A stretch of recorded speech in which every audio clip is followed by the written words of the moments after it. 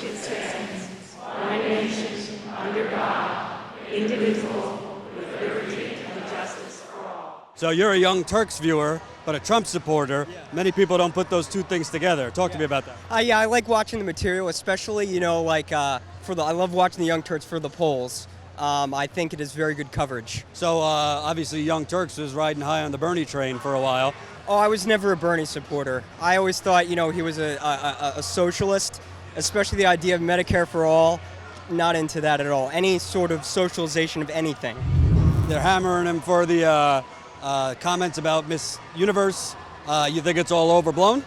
Oh yeah, totally overblown. She is part of his business. And since she is part of his business, she has to look good. He was only looking out for him and his business. He could have, just fired her, but he actually put her on a weight program, which I thought was actually very nice of him. I actually think he went above and beyond for her.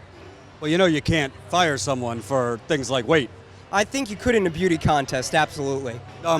I'm pretty sure legally you can't. I was about to say, I don't know about legally, but morally, absolutely you could. But what do you think about the Miss Piggy and Miss Housekeeping? When I first heard it, I thought, it's sort of like Lion Ted, Little Marco. I mean, some people may take it racially charged or something like that. I don't. I think it's a little, especially 20 years ago. Something said like, you can't say something like that at all today. She was the winner, and, she gained a massive amount of weight. And it was a real problem. And she had a little problem during the middle where she gained a little weight. I don't think so. Yeah, she's probably right. I don't think so.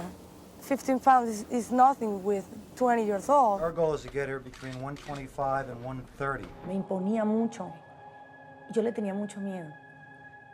Me gritaba todo el tiempo. Me decía, you look ugly, o te ves gorda, o a veces jugaba conmigo y me decía, hello, Miss Piggy. O me decía, hello, Miss Housekeeping. So this is somebody that likes to eat. Fue muy humillante. Me sentía muy mal, como un ratón de laboratorio. Slowly go down towards your toes. He's up at 3 a.m. now. He's tweeting about the sex tapes and all this. Oh, I sort of like it. I got into Trump before he started running for president. I loved his Twitter account. That was so you just like the circus nature of it all. Oh, I loved it. I loved his personality. I loved everything about him. So I'd say definitely before that. And at 3 a.m. he just tweeted out, I think like a couple of minutes ago, that the media was hammering him for that. But he's going to be up there for the call, He's going to be up there for the call. So he gets that call when he's president. He's going to be awake for that. He's going to be. Well, don't you want a president who gets a couple hours of sleep at night if they got to, be in charge of the world? Well, I'd have to say someone who could function on that kind of sleep. I'm kind of jealous of that. I need a lot of sleep myself, and I really wish I had those extra hours.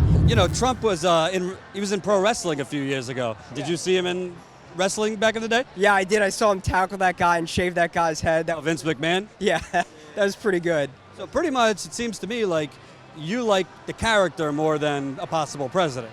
Oh no, the president definitely. I didn't really talk too much about the policies. I could do that. Tell me. Absolutely. I'd have to say my favorite policy is definitely the wall. Notice he didn't say a fence. He says the wall. It's not. He's obviously talking about a physical wall, but he's more talking about an attitude. An attitude. What is he going to body slam the Mexican president to make him pay for it? No. We're gonna do deportations. We got to do the deportations. It's part of the rule of law. Yeah, it's sad. It may, tear some people, but they got to go back. As far as the economy goes, absolutely for Trump, cutting regulations. I'm absolutely in favor of that. I mean, if you're didn't seem to work out in the 2000s when the economy crashed, wouldn't you say? No, I'd say the banks were putting pressures on giving people too many loans, and that's what caused the crash. If we had a private regulated market where it was based on a value of trust rather than, let's just do what the regulations say, then we would have a much better economy. I'm not trying to give you a hard time, but you think a private market just left up to, the honor system is just greed is not going to run wild if you have nobody watching? Did you see the 1920s? Give me an example of when it worked. Okay, so let's take it like a dispute system with Visa. That's the first thing that comes. I'm talking about the broader economy, no regulations. Give me an era where that worked. Well, we lived in a mixed economy, so we can point to things, say, hey, that worked, hey, that didn't work. Give me an example. Okay, Hong Kong. They have very little regulation. They're very low on regulation, and they have a very good economy. Their environment is a toxic shithole. For business, it's not. They make a lot of money. Trump's tax plan, it's estimated that it's going to add 10 to 12 trillion to the debt, 1.3 million in tax cuts. if you're in the top 0.1%, not 1%, 0.1 of 1%. Whereas the bottom 20%, it's like $150, I remember. So isn't that just the same old kind of like he's telling people I'm for the middle class, this and that? But I mean, if the trickle-down theory actually worked, wouldn't there have been a job explosion in the 2000s when Bush cut the taxes for wealthy people? Right. I would say those estimates, when we say that that is built on an assumption of how much the money the country is going to generate, and if we can't even that's always the conservative argument. George Bush said we're explosion in growth. I never said explosion in growth. I said we don't know even at all. If we make an assumption, say, hey, we don't know how much money this is actually going to generate. And as far as cutting money from the wealthy, I think that can actually be a very good thing, especially for the economy. Here's the reason why. Rich people can move around. They can move to other countries. They can put their money in other banks. If we just cut the reason why they do that is money goes where it's welcome. If it's not welcome here, it's going to go to Switzerland. It's going to go to wherever the lowest, the Cayman Islands, wherever the lowest money is. If we wanted to make it truly fair, we wouldn't, for capital gains tax, we wouldn't have it at all for the poor and for the rich. Because I don't think the poor are really investing in the stock market. We're just talking about who can actually make money and make a living off of it. The fact that a presidential candidate a month before the election is tweeting about sex tapes, at some point, isn't it like, this isn't funny, this is like, you're running for president? Like, I know you support him, but is there any limit where you like, this guy is like kind of a joke? Well, it was sort of just throwing dirt on the thing. He said check out her history and her sex tape. I've never heard a president do that, but the way that they trotted that her... I've heard Howard Stern say things like that. I mean, he could be president, and he's tweeting about a former pageant contestant's sex history. It just seems kind of crude. That didn't bother me at all. I just can't say why. I thought he was just throwing some... Are you in the porn industry? No. I didn't think it didn't bother me at all. Things like Obamacare bother me, not that. I mean, you're a smart guy. You didn't see any racial undertones in questioning the first African American's birth certificate? And don't give me this nonsense about Hillary Clinton. Hillary Clinton never verbally questioned his birth certificate. She did, her campaign sent out pictures of him in African garb. I think she did, you could say she tried to otherize him, but she didn't personally talk about birther movement or any of that stuff. Right.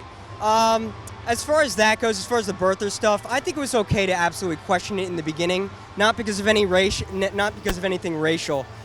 Mostly because if you ever hear about Obama talk, he never talks. I've never heard him talk about his past. And I mean, Did you read his book? It's all about his past. Dreams of My Father. That is true. He did write a book on his past, but I've never heard him talk about it or deeply. Did you need Bill Clinton or George W. Bush to talk about their past to convince you they were eligible? I just never suspected it. You don't strike me as racist. I'm not accusing you of that. It just seems to me that these people who say like, oh well, he didn't show it. Well, why does he have to show it, but a white candidate didn't have to show it? Why do we suspect him? Other people were talking about it. It never really naturally occurred to me at the time. So that's, and the past. You're telling me you didn't see one racial component to him going out there in a sea of white people and basically saying like, I want to see his college records too.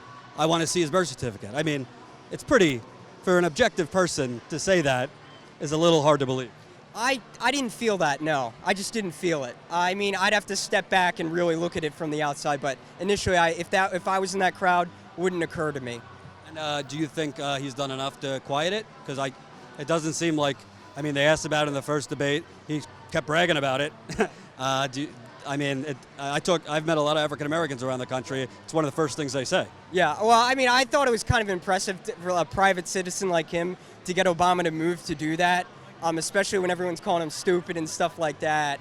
So it's impressive that he got the president to have to shame himself to show a birth certificate when there was no hard proof that he was an American. It seems kind of like, essentially. Dog whistles to try to shame the president. He could have. The president could have ignored it, which is what I thought was going to happen. But they made moves to get it out, and they did. I thought that was also all this pushing of birtherism. It was becoming the fact that actually over half of Republicans believed it. Yeah. So I think the president, who was getting going for re-election, wanted to put this to rest. Yeah. But as somebody who made a historic accomplishment, don't you think it's kind of beneath that he had to do that? Again, there was never any hard evidence other than conspiracy theories that he wasn't born here. I think that's pretty much all it takes. I mean, a lot of people were asking about it, and I think that's just, There's a lot of people at Donald Trump rally. yeah, a lot of people were asking about it. That's why I wanted to know. And it's real. It's there. I saw it, well, on the TV. And I think, I really don't think about it too much. Last question: Who would you want to see Donald Trump wrestle with nowadays? Any wrestler from any era? Ooh, that's a good one. There's a lot of memes online going about El Chapo, so I'd say that. Thanks, Ben. Yep.